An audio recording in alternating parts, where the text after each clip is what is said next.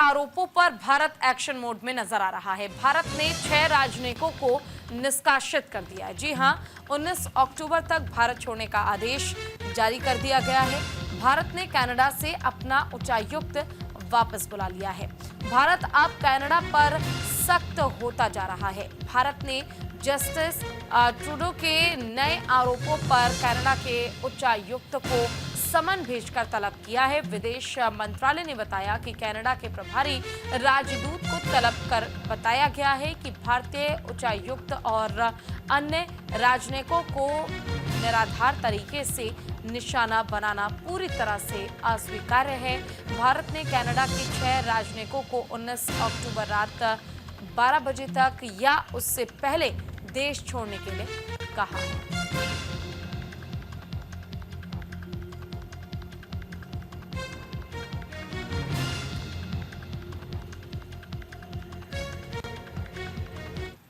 और कनाडा के बीच में अब तो पाकिस्तान और कनाडा की तुलना हो रही है आपस में कि किससे ज़्यादा बिगाड़ है रिश्तों में। एक तो बात ये है। दूसरी बात ये है कि जो हमको अपने उच्च आयोग से बुलाना पड़ा है, अपने जो अफसर हैं उसमें उच्चायुक्त भी हैं और बाकी में कल 5-6 और अफसरों की बात हो रही है, जिनके बारे में कनेडियंस ने ये बोला था कि भाई इन लोगों के खिलाफ तफ्तीश हम कर सकते हैं। देखिए, जैसे ही आप किसी राजनयिक के बारे में ये कहेंगे उसको हम किसी न किसी जुर्म में तफ्तीश में लेकर के आएंगे, तो फिर उसका उस देश में रहना बिल्कुल बेमानी हो जाता है। वो वहां पर फंक्शन ही नहीं कर सकता।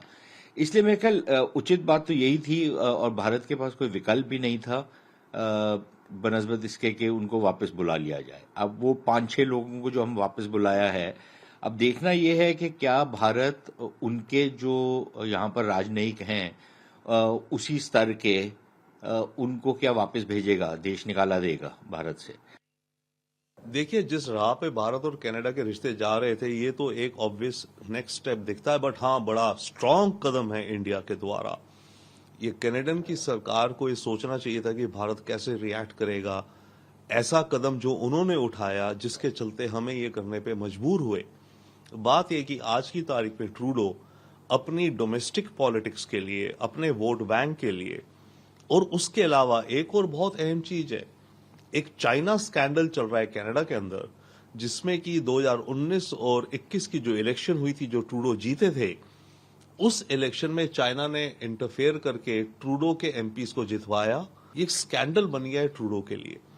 तो ट्रूडो अब क्या कर रहे हैं, वो इस स्कैंडल को डिफ्लेक्ट, डिस्ट्रैक्ट करने की स्ट्रैटेजी पर है। चलिए आपको बताते हैं भारत ने आखिर कहा क्या क्या है। भारत सरकार बेतुके आरोपों को खारिज करती है। ट्रूडो सरकार राजनीतिक एजेंडे के लिए जिम्मेदार है। ट्रूडो सरकार की राजनीति वोट बैंक पर केंद्रित है। प्रधानमंत्री ट्रूडो ने सितंबर 2023 में कुछ आरोप लगाए थे। कनाडा सरकार ने अनुरोध के बावजूद सबूत नहीं दिए थे। कनाडा का नवीनतम कदम उन बातचीत के बाद उठाया गया। कनाडा ने फिर से बिना किसी तथ्य के दावे किए, जिसके बाद अब एक बार फिर से विरोध के सुर जो हैं वो तेज हो गए हैं, और जो कि होना लाजमी भी है, क्योंकि भारत पर लग रहे किसी भी तरह के आरोप को अब भारत या फिर भारत सरकार बर्दाश्त नहीं करेगी।